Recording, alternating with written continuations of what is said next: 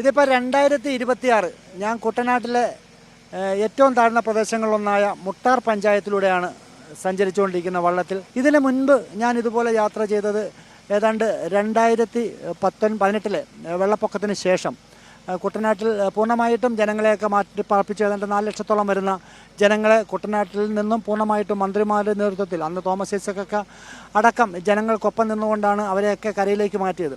അതിനുശേഷം ഇപ്പോൾ ആദ്യമായിട്ടാണ് ഈ കുട്ടനാട്ടിലൂടെ പ്രളയസമാനമായ ഈ ഒരു സാഹചര്യത്തിൽ യാത്ര ചെയ്യുന്നത്. ഇതിന് പ്രധാന കാരണം മറ്റൊന്നുമല്ല. കാര്യം 2018 പ്രളയത്തിന് ശേഷം എന്തുകൊണ്ടാണ് കുട്ടനാട്ടിൽ ജലനിരപ്പ് ഉയരാൻ കാരണം എന്നത് സംബന്ധിച്ച് അന്നത്തെ മുഖ്യമന്ത്രി പിണറായി വിജയൻ ഒരു പ്രത്യേക വിദഗ്ധ സംഘത്തെ കൊണ്ട് പഠനം നടത്തി.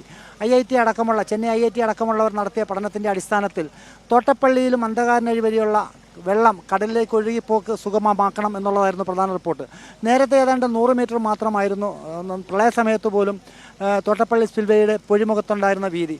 എന്നാൽ അത് 300 മീറ്റർ ആക്കിയാൽ മാത്രമേ പൂർണ്ണമായിട്ടും കുട്ടനാട്ടിലെ വെള്ളം കടലിലേക്ക് ഒഴുകിപ്പോവുകയും അതിലൂടെ കുട്ടനാട്ടിൽ വെള്ളം പൊങ്ങാനുള്ള സാധ്യത ഇല്ലാതാവുകയും ചെയ്യും. പക്ഷേ ഇപ്പോഴത്തെ സാഹചര്യം നമ്മൾ പരിശോധിച്ച് കഴിഞ്ഞാൽ ഇപ്പോൾ കുട്ടനാട്ടിൽ നിന്നും പൂർണ്ണമായിട്ടും വെള്ളം കടലിലേക്ക് ഒഴുകി പോകുന്നില്ല. ഏതാണ്ട് 70 മീറ്റർ മാത്രമാണ് നിലവിൽ കുട്ടനാട്ടിൽ നിന്നും വെള്ളം കടലിലേക്ക് ഒഴുകി പോകാൻ തോട്ടപ്പള്ളി സ്പിൽവേയിലുള്ള വീതി. ഇപ്പോൾ മണൽത്തിട്ടകളാണ് നമുക്ക് കാണാൻ സാധിക്കുന്നത്.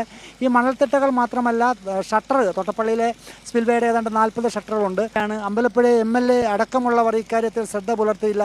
അതുകൊണ്ട് കൂടിയാണ് കുട്ടനാട്ടിൽ വീണ്ടും ജലനിരപ്പ് ഉയരുന്ന ഒരു സാഹചര്യം ഉണ്ടായിരിക്കുന്നത്. അതുകൊണ്ട് അധികാരികൾ അടിയന്തരമായിട്ട് തോട്ടപ്പള്ളി സ്പിൽവേയിൽ നിന്നും മണൽ നീക്കം ചെയ്ത് അത് 300 മീറ്റർ ആക്കിയില്ലെങ്കിൽ എന്തായാലും കുട്ടനാട് 2018 സമാനമായൊരു നിലയിലേക്ക് പോകും. ശക്തമായ മഴയൊന്നുമില്ലാത്തത് കൊണ്ട് തന്നെ കൂടുതൽ അത് ബാധിക്കില്ല. എങ്കിലും വരും ദിവസങ്ങളിൽ അധികാരികൾ ശ്രദ്ധിച്ചില്ലെങ്കിൽ വലിയ ഒരു ദുരന്തത്തിലേക്കായിരിക്കും, അല്ലെങ്കിൽ വലിയൊരു പ്രളയത്തിലേക്കായിരിക്കും കുട്ടനാട് പോവുക.